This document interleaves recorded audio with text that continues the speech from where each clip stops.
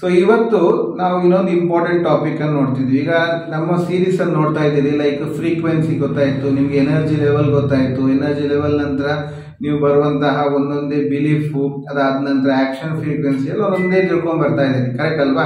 ಅದಾದ್ಮೇಲೆ over trading ಮಾಡ್ಲಿಕ್ಕೆ avoid ಮಾಡ್ಲಿಕ್ಕೆ ನಮ್ಗೆ ಬೇಕಾಗುವಂತ ವಾಟರ್ ಬಾಟಲ್ ಟೆಕ್ನಿಕ್ ಆಗಿರ್ಬೋದು, ಅಥವಾ ನಮ್ಮ ರೂಲ್ ಬೋರ್ಡ್ ಆಗಿರ್ಬೋದು, ಅದಲ್ಲದಿದ್ರು ನೆಕ್ಸ್ಟ್ ಬರುವಂತದ್ದು ವಿಚಾರ ಅಂತ ತಗೊಂಡ್ರೆ ಈಗ ನಾವು ಅವೇರ್ನೆಸ್ ವರೆಗೆ ಬಂದಿದ್ದೀವಿ. ಅಂದ್ರೆ ಗಮನ, ಕಾನ್ಶಿಯಸ್ ಇಡೋದು ಅಂತ. ಈಗ ನಾವು ಏನೇನೆಲ್ಲ ಕಾನ್ಶಿಯಸ್ ಆಗಿ ಇಟ್ಕೊಬೇಕು ಅನ್ನೋದನ್ನ ಒಂದೊಂದೇ ಟಾಪಿಕ್ ಅಲ್ಲಿ ತೆಗಿತಾ ಹೋಗೋಣ, ಓಕೆನಾ? ಅದ್ರಲ್ಲಿ ಫಸ್ಟ್ ಅಂಡ್ ಫೋರ್ಮೋಸ್ಟ್ ಆಗಿ ನೀವು ತಿಳ್ಕೊಳ್ಳೇಬೇಕಾದವ್ರು. ಯಾಕೆಂದ್ರೆ ನೋಡಿ, most of the retail traders ಗಳನ್ನ ತೆಗೆದು ನೋಡಿ, ಅವರು ಎಲ್ಲಾರ್ದು ನೀವು ಯಾರನ್ನೇ ಅನಾಲಿಸಿಸ್ ಮಾಡಿ ನೋಡಿ, ಫಸ್ಟ್ ಅಂಡ್ ಫೋರ್ಮೋಸ್ಟ್ ಬರೋದೇನಂತ ಹೇಳಿದ್ರೆ ಎರಡೇ ಎಮೋಷನ್ಸ್ ಅವರನ್ನ ಹಾಳು ಮಾಡ್ತಾ ಇದೆ. ಯಾವ್ದು ಎರಡು ಎಮೋಷನ್ ಅಂದ್ರೆ ಎಲ್ಲರಿಗೂ ಗೊತ್ತಿರುವಂತದ್ದೇ ರೈಟ್. ನೀವು ಥಿಂಕ್ ಮಾಡಿದ್ದೆ ರೈಟ್, ಅದು ಫಿಯರ್, ಕರೆಕ್ಟ್ ಅಲ್ವಾ? Fear first emotion. ಸೊ ಈ ಫಿಯರ್ ಅನ್ನ ಅಂದ್ರೆ ಏನು, ಆ ಫಿಯರ್ ಬಗ್ಗೆ ತಿಳ್ಕೊಳ್ಳೋದು ಹೇಗೆ, ಅದನ್ನ ಓವರ್ಕಮ್ ಮಾಡೋದು ಹೇಗೆ ಅನ್ನೋದ್ ಬಗ್ಗೆ ಈ ವಿಡಿಯೋದಲ್ಲಿ ಪೂರ್ತಿಯಾಗಿ ಹೇಳ್ತಾ ಇದ್ದೀನಿ. ಸೊ ಮಿಸ್ ಮಾಡಿದ್ರೆ ಕೊನೆವರೆಗೆ ನೋಡಿ. ವಿಡಿಯೋ ಇಷ್ಟ ಆದರೆ ಲೈಕ್ ಮಾಡಿ, ಸಬ್ಸ್ಕ್ರೈಬ್ ಮಾಡಿ, ಆ್ಯಂಡ್ ನಿಮ್ಮ ಫ್ರೆಂಡ್ಸ್ ಒಟ್ಟಿಗೆ ಶೇರ್ ಮಾಡಿ. ನಾವು ನಿಮ್ಮ ಹತ್ರ ಕೇಳ್ತಿರೋದು ಬೇರೆ ಏನಿಲ್ಲ, ಲೈಕ್ ಆ್ಯಂಡ್ ಸಬ್ಸ್ಕ್ರೈಬ್ ಮಾತ್ರ, ಕರೆಕ್ಟ್ ಅಲ್ವಾ?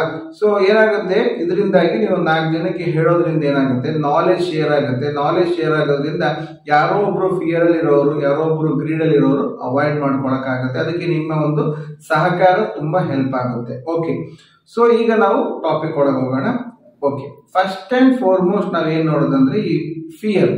ಫಿಯರ್ ಅಂದ್ರೆ ಜನರಲ್ ಆಗಿ ನಿಮಗೆ ಗೊತ್ತಿರುವ ಹಾಗೆ ಫಿಯರ್ ಅಂದ್ರೆ ಏನು, ಭಯ ಅಂತ ಗೊತ್ತು. ಭಯ ಯಾಕೆ ಬರುತ್ತೆ ಅಂತ ಹೇಳಿದಾಗ ಜಸ್ಟ್ ಒಂದು ಥಿಂಕ್ ಮಾಡಿ ನೋಡಿ. ಈಗ ನಾವು ಚಿಕ್ಕ ಮಕ್ಕಳಾಗಿದ್ದೀವಿ. ಚಿಕ್ಕ ಮಕ್ಕಳಾಗಿದ್ದಾಗ ಏನಾಗುತ್ತೆ, ಯಾವುದೋ ಒಂದು ಕತ್ಲು ಕೋಣೆಯೊಳಗೆ ಹೋಗಿ ಬಾ ಅಂತ ಹೇಳಿದ್ರೆ ಸಾಕು, ಮಕ್ಕಳು ಹೇಳಿದ್ರೆ ಇಲ್ಲಪ್ಪ ನಾವು ಹೋಗಲ್ಲ, ಭಯ. ಯಾಕೆ ಭಯ ಅಂತ ನೀವು ಥಿಂಕ್ ಮಾಡಿ ಅವ್ರ ಹತ್ರ ಕೇಳಿ ನೋಡಿದಾಗ ಅವ್ರು ಹೇಳ್ತಾರೆ, ಫಸ್ಟ್ ಎಲ್ಲ ಹೋಗ್ತಿದ್ದೆ, ಅಮ್ಮ ಒಂದು ಕತೆ ಹೇಳಿದ್ಲು, ಆ ಕಥೆಯಲ್ಲಿ ಒಂದು ಗುಮ್ಮ, ಕತ್ಲು ಕೋಣೆ ಇದೆಲ್ಲ ಸಿಂಕ್ರನೈಸ್ ಆಯ್ತು, ನನಗೆ ಭಯ ಬಂತು, ಕರೆಕ್ಟ್ ಅಲ್ವಾ?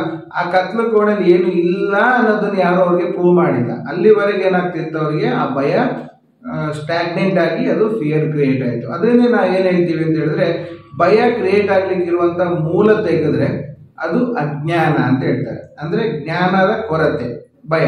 ನೀವು ಭಯ ಬರ್ತಿದ್ದಂಗೆ ಜ್ಞಾನದ ಕೊರತೆ ಆಯ್ತು. ಜ್ಞಾನದ ಕೊರತೆ ಆಯ್ತಷ್ಟೇ ನಮ್ಗೆ ಏನ್ ಮಾಡ್ಬೇಕಂತ ಗೊತ್ತಾಗಲ್ಲ. ನಾವು ಒಂದು ಕಾಂಪ್ಲಿಕೇಟ್ ಸಿಚುವೇಶನ್ ಸಿಕ್ಕಾಕೊಳ್ತೀವಿ, ಅವಾಗ ನಮ್ಮಲ್ಲ ಫಿಯರ್ ಕ್ರಿಯೇಟ್ ಆಗುತ್ತೆ, ಕರೆಕ್ಟ್ ಅಲ್ವಾ? ಸೊ ಇದು ಫಿಯರಿನ ಮೂಲ. ಓಕೆ, ಸೊ ಈಗ ನಾವು ಇದನ್ನ ಗಮನವಿಟ್ಟು ನೋಡ್ತಾ ಇದ್ದೀವಿ. ನಾವು ನಮ್ಮ ಟ್ರೇಡಿಂಗ್ ರಿಲೇಟೆಡ್ಗೆ ಇದನ್ನ ಹೇಗೆ ನಾವು ತಗೊಂಡು ಹೋಗ್ಬೋದು ಅಂತ ಗಮನ ಇಟ್ಕೊಂಡು ನೋಡ್ತಾ ಇದ್ವಿ. ಸೊ ಟ್ರೇಡಿಂಗ್ ಅಲ್ಲಿ ಫಿಯರ್ಸ್ ಗಳಂದ್ರೆ ಯಾವ ಫಿಯರ್ಸ್ ಗಳು ಬರುತ್ತೆ? ಫಿಯರ್ ಒಂದೇ, ಭಯ ಅಂತ ಒಂದು ಮಾತಲ್ಲಿ ಹೇಳ್ತೀವಿ, ಆದ್ರೆ ಅದಕ್ಕೆ ರೂಪಗಳು ಹಲವಾರಿದೆ. ಯಾವುದೆಲ್ಲ ರೂಪಗಳು? ಒಂದು ಫಸ್ಟ್ ಅಂಡ್ ಫಾರ್ಮೋಸ್ಟ್ ನೀವು ಸರ್ಚ್ ಮಾಡಿ ನೋಡಿ, 80% ಆಫ್ ರಿಟೇಲರ್ಸ್ ಗಳು ಸ್ಟಕ್ ಆಗೋದು ಇದೇ ಫಿಯರ್ ಅಲ್ಲಿ. ಏನು? Fear of missing out. ಅಂದ್ರೆ ನಾವು ಟ್ರೇಡ್ ಅಲ್ಲಿ ಮಿಸ್ ಮಾಡ್ತೀವೋ ಅನ್ನೋ ಭಯ. ಆ ಭಯದಲ್ಲಿ ಬೇಗ ತಗೊಂಡ್ಬಿಟ್ಟೆ ಸರ್, ಕರೆಕ್ಟ್ ಅಲ್ವಾ? ಆ ಬೇಗ ತಗೊಂಡು ಲಾಸ್ ಆಯ್ತು. ಇದು ಫಿಯರ್ ಆಫ್ ಮಿಸ್ಸಿಂಗ್ ಔಟ್, ಇದು ದೊಡ್ಡ ಫಿಯರ್. ಅದಾದ ನಂತರ ಬರುವಂತ ಸೆಕೆಂಡ್ ಫಿಯರ್ ಯಾವುದು? Fear of entry. ಅಂದ್ರೆ ಎಂಟ್ರಿ ಮಾಡ್ಲಿಕ್ಕೆ ಭಯ. ಏನ್ ಸರ್ ಎಂಟ್ರಿ ಮಾಡೋದ, ಈಗ ಸ್ವಲ್ಪ ಕಾಯೋಣ, ಕರೆಕ್ಟ್ ಇದೆಯಾ, ರೂಲ್ಸು ಇಲ್ವಾ, ಈ ಒಂದು ಫಿಯರ್ ಸ್ಟಿಕ್ ಹಾಕೊಂಡು ನಾವು ಎಂಟ್ರಿ ಮಾಡೋದೇ ಇಲ್ಲ. ಅದು ಟ್ರೇಡ್ ಹೋಗಿದ್ಮೇಲೆ ಹೋಗ್ತಾ ಇದೆ ಅಂದಾಗ ಆಮೇಲೆ ಹತ್ಕೊಳಕ್ ಹೋಗೋದು. ಬಸ್ ಸ್ಟಾಪ್ ಅಲ್ಲಿ ಬಸ್ ನಿಂತಿರುತ್ತೆ, ಕರಿತಾ ಇರ್ತಾರೆ, ಅವಾಗ ಹತ್ತುದಿಲ್ಲ. ಬಸ್ ಸ್ಟಾಪ್ ಬಿಟ್ಟು ಹೊರಡ್ಬೇಕಾದ್ರೆ ಓಡೋಗಿ ಹತ್ತದು, ಅದೇ ಬಸ್ ಮುಂದೆ ಹೋಗೋದಾಗ ಗ್ಯಾರಂಟಿ ಅಂತ. ಅದು ಅರ್ಧ ಹೋದ್ಮೇಲೆ ಹತ್ತಕ್ಕೆ ಹೋದಾಗ ನಮ್ಗೆ ಅದು ಒಂದು ಎಕ್ಸೈಟ್ಮೆಂಟ್ ಕೊಡುತ್ತೆ, ಒಂದು ಇನ್ನೂ ಸ್ವಲ್ಪ ಫಿಯರ್ ಜಾಸ್ತಿ ಮಾಡುತ್ತೆ. ಇದು ಒಂದು ಎಂಟ್ರಿಗೆ ಫಿಯರ್. ಮೂರನೇ ಫಿಯರ್ ಯಾವುದು? Fear of stop loss. ಅಂದ್ರೆ ಸ್ಟಾಪ್ ಲಾಸ್ ಇಟ್ಟಾಗುತ್ತೆ ಅನ್ನೋ ಫಿಯರ್ ಅಲ್ಲ, ಸ್ಟಾಪ್ ಲಾಸ್ ಇಟ್ಟಾಗುತ್ತೆ ಅನ್ನೋ ಫಿಯರ್. ಅಂದ್ರೆ ಎರಡಕ್ಕೂ ಎರಡು ಅರ್ಥ ಇದೆ ನೋಡಿ. ಸ್ಟಾಪ್ ಲಾಸ್ ಇಟ್ಟಾಗೋದು ಭಯ, ಒಂದು ರೈಟ್. ಅದು ಏನು, ಸ್ಟಾಪ್ ಲಾಸ್ ಇಟ್ಟೆ ಅದೀಗ ಇನ್ನೇನು ಇಟ್ಟಾಗುತ್ತಲ್ಲ ಅನ್ನೋ ಭಯ, ಅದು ನ್ಯಾಚುರಲ್, ಅದು ತೊಂದರೆ ಇಲ್ಲ, ಅದೇನಷ್ಟು ಪ್ರಾಬ್ಲಮ್ ಕೊಡಲ್ಲ. ಆದ್ರೆ ಸ್ಟಾಪ್ ಲಾಸ್ ಅಂತ ನಾನು ಏನಾದ್ರು ಒಂದು ಇಟ್ರೆ, ಈಗ 80 ರೂಪಾಯಿ ತಗೊಂಡಿದ್ದೀನಿ, 60 ರೂಪಾಯಿ ಸ್ಟಾಪ್ ಲಾಸ್ ಅಂತ ಏನಾದ್ರು ನಾನು ಇಟ್ರೆ, ಅವನು ಸ್ಟಾಪ್ ಲಾಸ್ ಅಂತ ತಗೊಂಡು ಮತ್ತೆ ಹೋಗ್ತಾನೆ ಸರ್ ಅನ್ನೋ ಭಯ. ಇದು ತುಂಬಾ ಜನಕ್ಕಿದೆ, ಹೌದಲ್ವಾ? ಹೇಳಿ ಕಾಮೆಂಟ್ ಅಲ್ಲಿ ಎಸ್ ಅಂತ ತಿಳಿಸಿ. ಅಂದ್ರೆ ಈ ಫಿಯರ್ ಅನ್ನ ನೀವು ಸೂಕ್ಷ್ಮವಾಗಿ ಗಮನಿಸಿದಾಗ ಇದು ಹಲವು ರೂಪದಲ್ಲಿ ನಿಮ್ಮ ಒಳಗಿದೆ. ಆ ಫಿಯರ್ಗಳನ್ನೆಲ್ಲ ತೆಗಿಬೇಕು. ಆ ಫಿಯರ್ನೆಲ್ಲ ತೆಗೆದ್ರೆ ಮಾತ್ರ ನಿಮಗೆ ಅದು ಸಕ್ಸಸ್ ಕಡೆಗೆ ತಕೊಂಡು ಹೋಗ್ಲಿಕ್ಕೆ ಆಗುತ್ತೆ. ಈ ಫಿಯರ್ ಅನ್ನ ಸೂಕ್ಷ್ಮವಾಗಿ ಗಮನಿಸಿದಾಗ ನಮ್ಗೆ ಏನ್ ಅರ್ಥ ಆಗುತ್ತೆ ಅಂತ ಹೇಳಿದ್ರೆ, ನಾವು ಈ ಫಿಯರ್ ಅನ್ನ ಮಲ್ಟಿಪಲ್ ಡೈಮೆನ್ಷನ್ ಅಲ್ಲಿ, ಮಲ್ಟಿಪಲ್ ರೀತಿಯಲ್ಲಿ ನಾವು ಟ್ರೇಡಿಂಗ್ ಅಲ್ಲಿ ಇನ್ವಾಲ್ವ್ ಮಾಡ್ತಾ ಇದ್ದೀವಿ. ಕರೆಕ್ಟ್ ಅಲ್ವಾ? ಸೊ ಈ ಫಿಯರ್ ನಮ್ಮನ್ನ ತುಂಬಾ ಸಕ್ಸಸ್ ಕಡೆಗೆ ಕರ್ಕೊಂಡು ಹೋಗ್ತಾ ಇಲ್ಲ, ಅದನ್ನೆಲ್ಲ ಬ್ಯಾರಿಯರ್ ಮಾಡಿ ನಮ್ಮನ್ನ ಭಯಗೊಳಿಸ್ತಾ ಇದೆ. ಸೊ ಈಗ ಇದನ್ನ ಓವರ್ಕಮ್ ಮಾಡೋದು ಹೇಗೆ ಅಂತ ತಿಳ್ಕೊಬೇಕು ಒಂದು ವಿಚಾರ ಅಂತ ಆದ್ರೆ, ಈ ಫಿಯರ್ ಇಂದ ಮೂಲ ತಿಳ್ಕೊಬಿಟ್ರೆ ನಾವು ಅದನ್ನ ಆಟೋಮೆಟಿಕ್ ಆಗಿ ಕಟ್ ಮಾಡ್ಬೋದು. ಸೊ ಈ ಒಂದು ಸೊಲ್ಯೂಷನ್ ಅಂತ ನೀವು ಯಾವ್ದನ್ನೇ ಹುಡುಕಿದ್ರು ಅದಕ್ಕೆ ಏನಂದ್ರೆ ರೂಟ್ ಕಾಸ್ ಹೋಗ್ಬೇಕಂತ ಹೇಳ್ತಾರೆ. ರೂಟ್ ಕಾಸ್ ಹೋದ್ರೆ ಆಟೋಮೆಟಿಕ್ ಆಗಿ ಅದಕ್ಕೆ ಸೊಲ್ಯೂಷನ್ ಸಿಗುತ್ತೆ ಅಂತ. ಸೊ ಈಗ ಟ್ರೇಡಿಂಗ್ ಅಲ್ಲಿ ಸಕ್ಸಸ್ ಆಗಬೇಕು ಅಂತ ಹೇಳಿದ್ರೆ ನಾವೀಗ ನೋಡಿ, ಈ ಒಂದು emotion, it is A very important emotion ಇದು ಫಿಯರ್. ಈ ಎಮೋಷನ್ ಇಂದ ಹೊರಗೆ ಬರಲೇಬೇಕು. ಆದ್ರೆ ಅದಕ್ಕೆ ಏನ್ ಹೇಳ್ತಾರೆ ಅಂತ ಹೇಳಿದ್ರೆ, ನಮ್ಮಲ್ಲಿ ಫಿಯರ್ ಬರಲಿಕ್ಕೆ ಫಸ್ಟ್ ಅಂಡ್ ಫಾರ್ಮೋಸ್ಟ್ ನೋಡಿ, ಕೆಲವರಿಗೆಲ್ಲ ಧೈರ್ಯ ಜಾಸ್ತಿ. ಸೊ ಕೆಲವರಿಗೆ ಧೈರ್ಯ ಅನ್ನೋದು ಬೈ ಬರ್ತಲ್ಲಿ ಬಂದಿರುತ್ತೆ, ಕೆಲವರ ಒಂದು ವಾತಾವರಣ ಬೆಳೆಯುವ ರೀತಿಯಲ್ಲಿ ಭಯವನ್ನ ಓವರ್ಕಮ್ ಮಾಡಿರ್ತಾರೆ. ಸೊ ನಾ ಈಗ ತುಂಬಾ ಸ್ಟೂಡೆಂಟ್ಸ್ಗಳ ಜೊತೆ ಇನ್ವಾಲ್ವ್ ಆದಾಗ ನೋಡಿದಾಗ ಅವರೆಲ್ಲ ಹೇಳೋದು, ಕೆಲವರಿದ್ದಾರೆ 10 ಲಾಟ್ ಹಾಕಿ ಕೂತ್ಕೊಳ್ಳೋರು ಇದ್ದಾರೆ, 40 ಪಾಯಿಂಟ್ಸ್ 50 ಪಾಯಿಂಟ್ಸ್ 60 ಪಾಯಿಂಟ್ಸ್ ಕೂತ್ಕೊಳ್ಳೋರು ಇದ್ದಾರೆ. ಒಂದೇ ಒಂದು ಲಾಟ್ ಹಾಕಿ 10 ಪಾಯಿಂಟ್ಗೂ ಕೂತ್ಕೊಳ್ಳದಿದ್ದವರು ಇದ್ದಾರೆ. ಕಾರಣಗಳೇನು ಅಂತ ನೋಡಿದಾಗ ಅದರಲ್ಲಿ ತುಂಬಾ ರೀಸನ್ಸ್ಗಳು ತಿರ್ಗಾ ಬರುತ್ತೆ. ಏನು? ಹಳೆಯ ಫಿಯರ್ ಇನ್ ದ ಸೆನ್ಸ್ ಏನಂದ್ರೆ, ನಾನು ಲಾಸ್ ಮಾಡ್ಕೊಂಡಿದ್ದೆ, ನನ್ನ ಕ್ಯಾಪಿಟಲ್ ಎಲ್ಲ ಹೋಗಿತ್ತು, ನಾನೀಗ ತುಂಬಾ ಇದರಲ್ಲಿ ಕ್ಯಾಪಿಟಲ್ ನ ಕಳ್ಕೊಂಡು ಸ್ಥಿತಿಲಿದ್ದೀನಿ. ಸೊ ಈಗ ನಾನು ಪ್ರಾಫಿಟೇ ಮಾಡಬೇಕು, ಲಾಸ್ ಅನ್ನೋದು ನಾನು ಅಕ್ಸೆಪ್ಟ್ ಮಾಡದೇ ಇಲ್ಲ ಅಂತ ಹೇಳಿ ಆ ಒಂದು ಮೈಂಡ್ ಸೆಟ್ ಇದೆ. ಅದನ್ನ ಫಸ್ಟ್ ಬ್ರೇಕ್ ಮಾಡಬೇಕು. ಸೊ ಆ ಬ್ರೇಕ್ ಮಾಡಿದ್ರೆ ಮಾತ್ರ ಅದೊಂದು ಫಿಯರ್ ಬಿಟ್ಟು ಹೋಗುತ್ತೆ. ಕರೆಕ್ಟಾ? ನೋಡಿ, ಫಿಯರ್ ಅಲ್ಲಿ ನಾನು ಡಿಫ್ರೆಂಟ್ ರೀತಿ ಅಂತ ಬಂದೆ. ಫಿಯರ್ ಆಫ್ ಮಿಸ್ಸಿಂಗ್ ಔಟ್ ಇರ್ಬೋದು, ಫಿಯರ್ ಆಫ್ ಎಂಟ್ರಿ ಇರ್ಬೋದು, ಫಿಯರ್ ಆಫ್ ಸ್ಟಾಪ್ ಲಾಸ್ ಇರ್ಬೋದು, and the fear of failure, ಹಳೆಯ ಫೇಲಿಯರ್ ನಮ್ಮ ತಲೆ ಒಳಗೆ ಕೂತಿರುತ್ತೆ.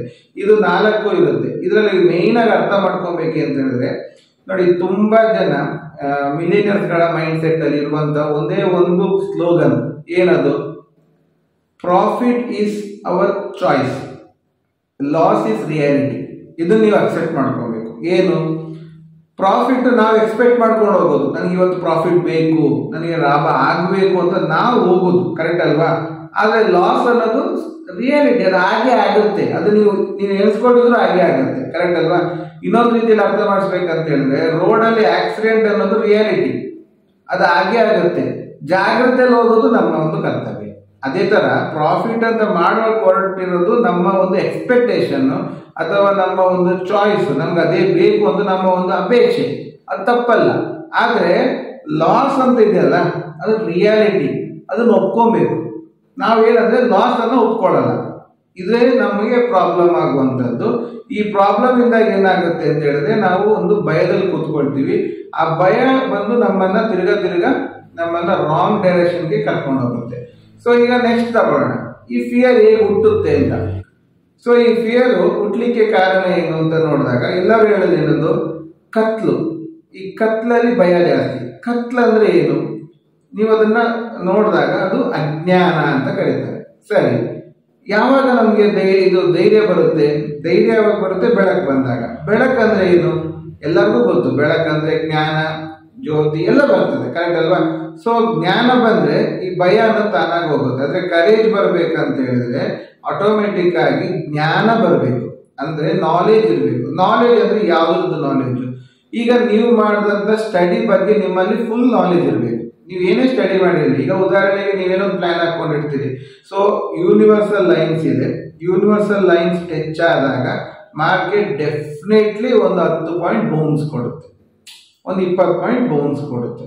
ಇದು ನೀವು ಏನೋ ಸ್ಟಡಿ ಕಲ್ತಿರ್ತೀರಿ ಉದಾಹರಣೆಗೆ. ಅಥವಾ 1 ಅವರ್ ಝೋನ್ ಬಿಟ್ಟು ಹೊರಗೆ ಬಂದ್ರೆ ಮಾರ್ಕೆಟ್ ಇಷ್ಟು ಪಾಯಿಂಟ್ ಮೂವ್ ಆಗೇ ಆಗುತ್ತೆ. ತಿರ್ಗಾ ಒಳಗೆ ಬಂದ್ರೆ ತಿರ್ಗಾ 50% ಲೆವೆಲ್ ವರೆಗೆ ಬಂದೇ ಬರುತ್ತೆ. ಇದು ನೀವೇನೋ ಒಂದು ಸ್ಟಡಿ ಮಾಡಿರ್ತೀರಿ, ಓಕೆನಾ?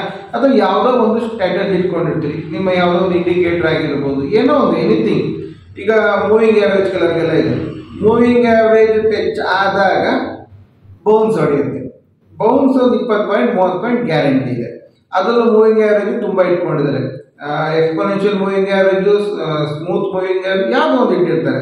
ಅದರಲ್ಲಿ 10, 20, 50, 100 ಅವ್ರವ್ರ ನಂಬರ್ಸ್ಗಳು, ಓಕೆನಾ? ನಾನು ಅದ್ರ ಬಗ್ಗೆ ಮಾತಾಡ್ತಿಲ್ಲ. ಆದ್ರೆ ಏನೋ ಒಂದು ಸ್ಟಡಿ ಮಾಡಿರ್ತಾರೆ. ಆ ಸ್ಟಡಿ ಪ್ರಕಾರಕ್ಕೆ ಈ ಮೂವಿಂಗ್ ಆವರೇಜ್ ಅನ್ನ ಟಚ್ ಆದಾಗ ಅದು ಒಂದು 20 ಪಾಯಿಂಟ್ 30 ಪಾಯಿಂಟ್ ಬೌನ್ಸ್ ಆಗುತ್ತೆ ಅಂತ. ಕರೆಕ್ಟ್ ಅಲ್ವಾ? ಸೊ ಈಗ ನೀವು ಅದನ್ನ ಅರ್ಥ ಮಾಡ್ಕೊಂಡ ಮೇಲಿಂದ ನೀವು ಎಂಟ್ರಿ ಎಲ್ಲಿ ಮಾಡಬೇಕು? ಆ ಮೂವಿಂಗ್ ಹತ್ರ ಬರಬೇಕಾದ್ರೆ ಎಂಟ್ರಿ ಮಾಡಬೇಕು, ಯೂನಿವರ್ಸಲ್ ಏನ್ಸ್ ಹತ್ರ ಬರಬೇಕಾದ್ರೆ ಎಂಟ್ರಿ ಮಾಡಬೇಕು. ಆ ಎಂಟ್ರಿ ಮಾಡ್ಲಿಕ್ಕೆ ಫಿಯರ್ ಯಾಕೆ ಬರುತ್ತೆ? ಫಿಯರ್ ನೀವು ಮುಂದೆ ಮಾಡಿ ಸ್ಟಡಿ ಬಗ್ಗೆ ನಿಮಗೆ ಪೂರ್ತಿ ವಿಶ್ವಾಸ ಇಲ್ಲ, ಅಥವಾ ನೀವು ಮಾಡಿದಂಥ ಸ್ಟಡಿ ಕಂಪ್ಲೀಟ್ ಆಗಿಲ್ಲ, ಇನ್ನು ಬಾಕಿ ಇದೆ. ಸೊ ಕಾನ್ಫಿಡೆಂಟ್ ಬಿಲ್ಡ್ ಆಗ್ಬೇಕಂದ್ರೆ ಎಷ್ಟಕ್ಕಾಗುತ್ತೋ ಅಷ್ಟಕ್ಕಷ್ಟು back test front test, back test front test ಮಾಡ್ತಾ ಇರಬೇಕು. ಅಂದರೆ ಹಳೆಯದಲ್ಲಿ ನೋಡಬೇಕು, ಹೊಸದಾಗಿ ನಡಿಬೇಕಾದ್ರೆ ಅದೇ ಥರ ಆಗುತ್ತಾ ಅಂತ ಅಬ್ಸರ್ವ್ ಮಾಡಬೇಕು. ಇದೆರಡನ್ನ ನೀವು ಬಿಡದೆ ಮಾಡ್ತಾ ಹೋದಾಗ ನಿಮ್ಮಲ್ಲಿ ಆ ಒಂದು ಕಾನ್ಫಿಡೆಂಟ್ ಲೆವೆಲ್ ಇನ್ಕ್ರೀಸ್ ಆಗಲಿಕ್ಕೆ ಜ್ಞಾನ ಬಂದೋಗುತ್ತೆ. ನೀವು ಕಣ್ಮುಚ್ಚೆ ಇದ್ದೀರಿ, ಇಲ್ಲ ಲೈನ್ ಹೆಚ್ಚಾದರೆ 20 ಪಾಯಿಂಟ್ ಬೌನ್ಸ್ ಹೊಡೆಯುತ್ತೆ. ನಾನು ನೋಡಿದ್ದೀನಿ, ನಾನು ಇಷ್ಟು ನೋಡಿದ್ದೀನಿ, ಇಷ್ಟು ಬ್ಯಾಕ್ ಟೆಸ್ಟ್ ಮಾಡಿದ್ದೀನಿ, ಇಷ್ಟು ವರ್ಷದ ನೋಡಿದ್ದೀನಿ, ಇಷ್ಟು ತಿಂಗಳದ್ದು ನೋಡಿದ್ದೀನಿ. ಆಗ ನಿಮ್ಮಲ್ಲಿ ಆ ಒಂದು ಕಾನ್ಫಿಡೆಂಟ್ ಲೆವೆಲ್ ಇನ್ಕ್ರೀಸ್ ಆಗುತ್ತೆ. ನಿಮ್ಮಲ್ಲಿ ಫಿಯರ್ ಆಫ್ ಮಿಸ್ಸಿಂಗ್ ಔಟ್ ಸಿಗಲ್ಲ, ಫಿಯರ್ ಆಫ್ ಎಂಟ್ರಿ ಸಿಗಲ್ಲ. ಓಕೆನಾ? ಮತ್ತೆ ನೆಕ್ಸ್ಟ್ ಬರೋದು ಫಿಯರ್ ಆಫ್ ಸ್ಟಾಪ್ ಲಾಸ್ ನೋಡಿದಾಗಲೂ ಆ ಸ್ಟಾಪ್ ಲಾಸ್ ಫಿಯರ್ಗೂ ಕಾರಣ ಏನು? ಈಗ ಅವನು ಮೇಲೆ ಹೋದ, ರೀಟೆಸ್ಟ್ ಮಾಡಬೇಕು, ಮತ್ತಿರ್ಗ ಹೋಗಬೇಕು. ಸೊ ರೀಟೆಸ್ಟ್ ಮಾಡಬೇಕಾದ್ರೆ ಅವನು ಎಲ್ಲಿಗೆ ಬರ್ಬೋದು? ಇದು ನಮ್ಮ ಅನಾಲಿಸಿಸ್ ಅಲ್ಲಿ ಇರಬೇಕು. ಅಲ್ಲಿವರೆಗೆ ಬರ್ಬೋದು, ಅದು ದಾಟಿ ಬರಬಾರ್ದು. ಅದು ದಾಟಿ ಬಂದ ಅಂದ್ರೆ ನಾವು ನೆನ್ಸ್ಕೊಂಡಿದ್ದು ರಿವರ್ಸ್ ಆಯ್ತು, ಇದು ಟ್ರೆಂಡ್ ರಿವರ್ಸ್ ಆಯ್ತು. ಕರೆಕ್ಟ್ ಅಲ್ವಾ? ಸೊ ಅದನ್ನ ನೀವು ಕರೆಕ್ಟಾಗಿ ಸ್ಟಡಿ ಮಾಡಿದ್ದೆ ಹೌದಂತಾದ್ರೆ ನಿಮ್ಮ ಸ್ಟಾಪ್ ಲಾಸ್ ಹಿಟ್ ಆಗಲ್ಲ. ಓಕೆನಾ? ಒಂದ್ಸಲಿ ಸ್ಟಾಪ್ ಲಾಸ್ ಹಿಟ್ ಆದ್ರೂ ನಾವು ಏನ್ ನೋಡ್ಬೇಕು? ನನ್ನ ಸ್ಟಾಪ್ ಲಾಸ್ ಯಾಕೆ ಹಿಟ್ ಆಯ್ತು, ಎಷ್ಟು ಪಾಯಿಂಟ್ ಅಲ್ಲಿ ಹಿಟ್ ಆಯ್ತು, ಯಾಕೆ ಇಷ್ಟು ಪಾಯಿಂಟ್ ಡಿಫ್ರೆನ್ಸ್ ಬಂತು? ಈ ರೀತಿ ನೀವು ಸ್ಟಡಿಗಳ ಬಗ್ಗೆ ಗಮನ ಕೊಟ್ಟಷ್ಟು ನಿಮ್ಮಲ್ಲಿ ಈ ಒಂದು ಫಿಯರ್ ಬಿಟ್ಟು ಹೋಗುತ್ತೆ. ಕರೆಕ್ಟ್ ಅಲ್ವಾ? ಆದ್ರೆ ನಾವು ಏನ್ ಮಾಡ್ತಿದೀವಿ ಅಂದ್ರೆ ಆ ಫಿಯರ್ ಒಟ್ಟಿಗೆ ಸಂಸಾರ ಮಾಡ್ತಾ ಇದೀವಿ. ಅದನ್ನ ಬಿಟ್ಟು ಕೊಡಕ್ ಮನ್ಸಿಲ್ಲ, ಅದನ್ನ ಎಕ್ಸೆಪ್ಟ್ ಮಾಡ್ತಾ ಇದ್ದೀವಿ. ಇಲ್ಲ ನಾನು ಹೇಳಿಲ್ವಾ, ನನ್ಗದು ಬಂದ್ರೆ ಸಾಕು. ಎಲ್ಲಿವರೆಗೆ ಇದ್ದಾರೆ ನಮ್ಮ ಸ್ಟೂಡೆಂಟ್ಸ್ ಕೆಲವರಲ್ಲಿ ಅಂತ ಹೇಳಿದ್ರೆ, ಕೈಯೆಲ್ಲ ಬೆವರುತ್ತೆ, ಕಾಲೆಲ್ಲ ನಡುಗುತ್ತೆ, 2 ಬಾಟ್ಲು 3 ಬಾಟ್ಲು ನೀರು ಕುಡಿತಾರೆ. ಅಷ್ಟು ಭಯ ಪಟ್ಟು ಮಾಡ್ಲಿಕ್ಕೆ ಟ್ರೇಡಿಂಗ್ ಅಲ್ಲಿ ಏನಾಗುತ್ತೆ? ಯಾಕಾಗತ್ತೆ ನೋಡಿ, ಒಂದು ಲಾಟ್ ಇನ್ಕ್ರೀಸ್ ಆದ್ರೂ ಅದರಿಂದಲೂ ಭಯ ಬರುತ್ತೆ. ಈಗ ನಿಮ್ಗೆ ಕಂಫರ್ಟಬಲ್ ಲಾಟ್ ಇದೆಯಲ್ಲ, ಆ ಕಂಫರ್ಟಬಲ್ ಲಾಟ್ ಅಲ್ಲಿ ಕೂತ್ಕೊಳ್ಳಿ, ನಿಮ್ಗೆ ಭಯ ಆಗಲ್ಲ. ಈಗ ಉದಾಹರಣೆಗೆ ಒಂದು ಲಾಟ್ ತಗೊಂಡು ಅದು 50 ಪಾಯಿಂಟ್ ಹೋದ್ರು, 50 ಪಾಯಿಂಟ್ ನೆಗೆಟಿವ್ ಹಿಂದೆ ರಿವರ್ಸ್ ಬಂದ್ರು, 1250 ರೂಪಾಯಿ ಹೋಗುದು. ನಿಮ್ಗೆ 1250 ರೂಪಾಯಿ 1200 ರೂಪಾಯಿವರೆಗೆ ಜೀರ್ಣ ಆಗುತ್ತೆ ಅಂತಿದ್ರೆ ಒಂದೇ ಲಾಟಲ್ಲಿ ಕೂತ್ಕೊಳ್ಳಿ, ಎಷ್ಟು ಹಿಂದೆ ಹೋಗುತ್ತೆ ನೋಡಿ. ಅದಕ್ಕೆ ಸ್ಟಾಪ್ ಲಾಸ್ ಕೊಡಿ ನಾ ಹೇಳ್ತಿಲ್ಲ, ಅದು ನಿಮ್ಗೆ ಭಯ ಬರಲ್ಲ. ಆಮೇಲೆ ಕೂತಿರ್ತೀರಿ, ಅದು ಧೈರ್ಯದಲ್ಲಿ ಕೂತಿರ್ತೀರಿ, ಆ ಒಂದು ಆಂಗ್ಸೈಟಿ ಆಗೋದಿಲ್ಲ, ಒಂದು ಕೈಕಾಲು ನಡುಗೋದು, ಬೆವರುದು ಏನೂ ಆಗಲ್ಲ. ಅದೇ ನೀವೇನಾದ್ರೂ ಅದೇ ಜಾಗದಲ್ಲಿ ಕೆಲವರೆಲ್ಲ ಇದ್ದಾರೆ, 100 ಲಾಟ್ ಆಗ್ತಾರೆ, 100 ಲಾಟ್, 50 ಲಾಟ್, 20 ಲಾಟ್. ಸರಿ, ಆ 20 ಲಾಟ್ ಮಾಡೋದು ಏನು ಇಲ್ಲ. ಎಂಟ್ರಿ ತಗೊಳ್ಳೋದು, ಭಯವನ್ನು ಸ್ವೀಕಾರ ಮಾಡೋದು, ಭಯದಲ್ಲಿ 2 ಪಾಯಿಂಟಲ್ಲಿ ಬಿಟ್ಬಿಡೋದು.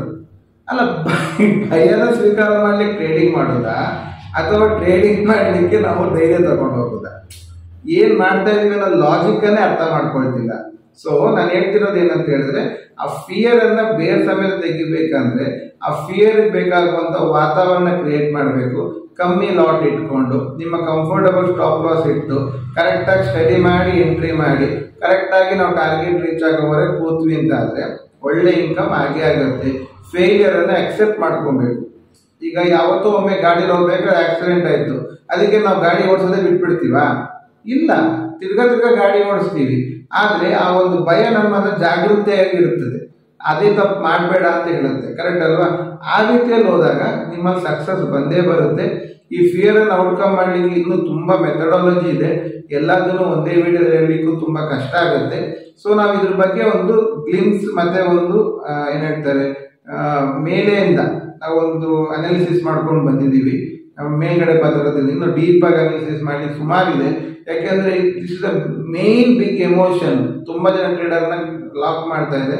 ಅದನ್ನ ನಾವು ಈಗ ಸೈಕಾಲಜಿಕಲ್ ಕ್ಲಾಸಸ್ ಅಂತ ಮಾಡ್ತೀವಿ, ಅದರಲ್ಲಿ ಇನ್ನು ಡೀಪ್ ಆಗೆಲ್ಲ ಅದ್ರ ಬಗ್ಗೆ ಎಲ್ಲ ಎಕ್ಸ್ಪ್ಲನೇಷನ್ ಕೊಡ್ತಾ ಹೋಗ್ತೀವಿ. ಸೊ ಟ್ರೇಡಿಂಗ್ ಅವ್ರಿಗೆ ಏನ್ ಮಾಡ್ಬೋದು, ಅವ್ರಿಗೆ ಏನ್ ಭಯ ಕ್ರಿಯೇಟ್ ಆಗುತ್ತೆ ಅನ್ನೋದನ್ನ ಔಟ್ ಆಫ್ ದ ಬಾಕ್ಸ್ ಅಲ್ಲಿ ಥಿಂಕ್ ಮಾಡಿ ನೋಡಿದಾಗ ನಿಮ್ಗೆ ಅದಕ್ಕೆ ಸೊಲ್ಯೂಷನ್ಸ್ಗಳು ಸಿಗ್ತಾ ಹೋಗುತ್ತೆ. ಅದೆಲ್ಲ ಕೆಲವು ಎಕ್ಸರ್ಸೈಸ್ಗಳಿವೆ, ಅದನ್ನೆಲ್ಲ ಮಾಡ್ತಾ ಹೋದಾಗ ಅದು ಬಿಟ್ಟು ಹೋಗುತ್ತೆ. ಓಕೆನಾ? ಅಂದ್ರೆ ನಾವು ಧೈರ್ಯ ಅನ್ನೋದನ್ನ ಹೆಂಗ್ ತಗೊಳ್ಳೋದು ಅನ್ನೋದಕ್ಕೆಲ್ಲ ಕೆಲವು ಮೆಥಡಾಲಜಿ ಇದೆ, ಅದನ್ನ ತಂದು ಇಂಪ್ಲಿಮೆಂಟ್ ಮಾಡಿದ್ರೆ ಆಟೋಮೆಟಿಕ್ ಆಗಿ ಫಿಯರ್ ಬಿಟ್ಟೋಗುತ್ತೆ. ಅದೆಲ್ಲ ನಾವು ಪ್ರಾಕ್ಟಿಕಲ್ ಆಗಿ ಮಾಡಿಸ್ಬೇಕಾಗುತ್ತೆ. ನಿಂತು ಇಂಡಿಪೆಂಡೆಂಟ್ ಆಗಿ ಅಂದ್ರೆ ಒಂದೊಂದು ಇಂಡಿವಿಜುವಲ್ ಆಗಿ ಒಬ್ಬೊಬ್ಬರನ್ನ ಇಟ್ಕೊಂಡು ಮಾಡ್ಕೊಡ್ಬೇಕಾದ್ರೆ ಒಬ್ರಿಗೆ ಫಿಯರ್ ಇನ್ನೊಬ್ರಿಗೆ ಕಾಮನ್ ಇರೋದಿಲ್ಲ, it will be different. So ಅದನ್ನೆಲ್ಲ ಅರ್ಥ ಮಾಡಿಸಿ ಮಾಡಬೇಕು. ಅದೆಲ್ಲ ಫ್ಯೂಚರ್ಸ್ ನೀವು ಕಲಿತೀರಿ ಅಂತ ಹೇಳ್ತಾ, ಈ ವಿಡಿಯೋ ಇಷ್ಟ ಆದರೆ ನಮಗೆ ಲೈಕ್ ಮಾಡಿ, ಸಬ್ಸ್ಕ್ರೈಬ್ ಮಾಡಿ. ಕಲಿಬೇಕಂತ ಆಸೆ ಇದ್ರೆ ನಮ್ಮೊಟ್ಟಿಗೆ ಕೈ ಜೋಡಿಸಿ ಅಂತ ಹೇಳ್ತಾ ಇವತ್ತಿನ ವಿಡಿಯೋ ಕಂಪ್ಲೀಟ್ ಮಾಡ್ತಾ ಇದ್ದೀನಿ. Thank you friends, thank you very much.